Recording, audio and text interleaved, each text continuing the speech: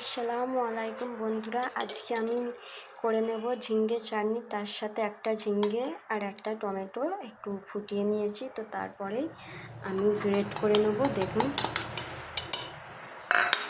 Great করে নিচ্ছি। প্রথমে গ্রেট করা হয়ে গেছে, দেখে নিন বন্ধুরা। এই যে ঠিক এরকমভাবে গ্রেট করেছি। চলুন এবারে কড়াইয়ের মধ্যে চলে যাব। দেখুন, কড়াই গ্যাসের মধ্যে দিয়ে দিয়েছি। এর মধ্যে সামান্য পরিমাণে সরিষার তেল দিয়ে নেব। তেলটা দিয়ে নিয়েছি, দিয়ে ভালো করে নেড়ে চেড়ে গরম করে নেব তেলটা। তেলটা গরম হয়ে গেছে, এর মধ্যে দিয়ে দেবো 4টে শুকনো লঙ্কা, দিয়ে ভালো করে ভেজে নেবো বন্ধুরা। ভাজা হয়ে গিয়েছে, এবারে এটাকে তুলে নেব। তারপরে এতেই দিয়ে নেব কালো জিরে, একদম অল্প পরিমাণে কালো জিরে দিয়ে নেব। তারপরে দিয়ে নিচ্ছি রসুন কুচি, ঠিক এরকমভাবে কুচিয়েছি, দেখে নিন। দিয়ে দেবো।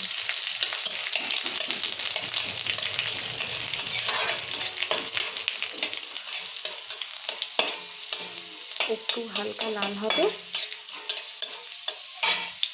এতে দিয়ে নিচ্ছি পেঁয়াজ কুচি।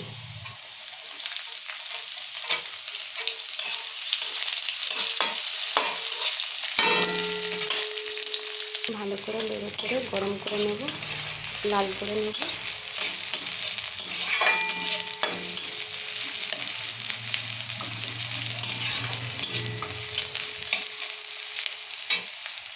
দেখুন, ঠিক এরকমভাবে ভাজা ভাজা করে নিয়েছি। এবারে এর মধ্যে দিয়ে দেবো যে ঝিঙে পেস্ট করে রেখেছিলাম, এই যে দিয়ে দেবো।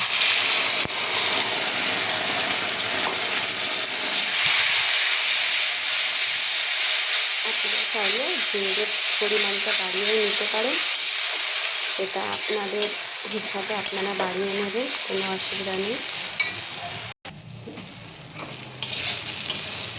বাড়িয়ে নিতে পারেন, একটা থেকে দুটো দিয়েও একটা, এরকমভাবে আপনারা বাড়িয়ে নিতে পারেন। যে যেমনভাবে বানিয়ে খাবেন, বানিয়ে সঙ্গে নেবেন, নিয়ে এই ঝিঙে চাটনিটা করে খাবেন।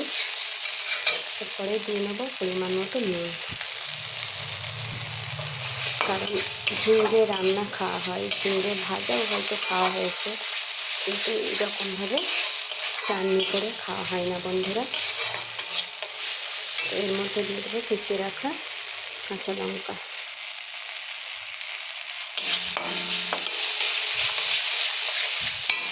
যে লঙ্কাটাকে ভেজে রেখেছিলাম সেটা একটু হালকা নুন দিয়ে লবণ দিয়ে মুড়ে নেব।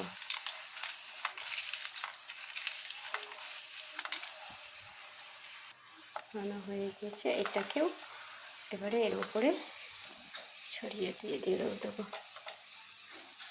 দেখুন বন্ধুরা, কত সহজে হয়ে গেল, একদম সহজ উপায়ে। দেখুন, লঙ্কাটাকে মেরে নিয়ে দিয়ে দিয়েছি। আমার কিন্তু ঝিঙে চাটনি হয়ে গিয়েছে। দেখুন বন্ধুরা, কোনো ঝামেলা নেই, এখানে কিচ্ছু নেই, কত সহজ আর কত তাড়াতাড়ি ঝিঙে রান্না হয়ে গেল। একঘেয়ে ঝিঙে রান্না খেয়েছে, একঘেয়ে হয়ে যাচ্ছে, ঝটপট চাটনিটা বানিয়ে ফেলুন। দেখুন বন্ধুরা, কত সুন্দরভাবে হয়ে গিয়েছে। এবারে এটাকে তুলে নেব।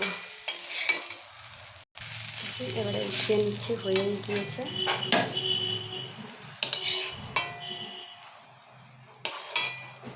ঝিঙে চাটনি হয়ে গেল, তুলে নিয়েছি। এবারে লঙ্কা একটা দিয়ে দেবো, ও তার সাথে ওপর দিয়ে একদম একটুখানি ধনিয়া পাতা ছিটিয়ে দেবো, দিয়ে আর তারই ওপর দিয়ে একদম অল্প করে একটু সরিষার তেল দিয়ে দেবো। দেখুন দেখুন, একদম কত সুন্দর, কত সহজ উপায়ে আমার ঝিঙে চাটনি ও তার সঙ্গে টমেটো একসঙ্গে দিয়ে চাটনি হয়ে গেছে। দেখুন, দেখতেই কত লোভনীয় লাগছে, দেখুন কত দারুণ লাগছে। ঝটপট ঝিঙে চাটনি করে বানিয়ে খেয়ে নেবেন, খুব সুন্দর লাগবে। কথা দিচ্ছি বন্ধুরা, মাছ মাংসের থেকেও ভালো লাগবে খেতে। তো ভালো লাগলে লাইক কমেন্ট শেয়ার করে দেবেন বন্ধুরা। সাবস্ক্রাইবও করে দেবেন নতুন নতুন ভিডিও পাওয়ার জন্য। বন্ধুরা ভালো থাকবেন, টাটা।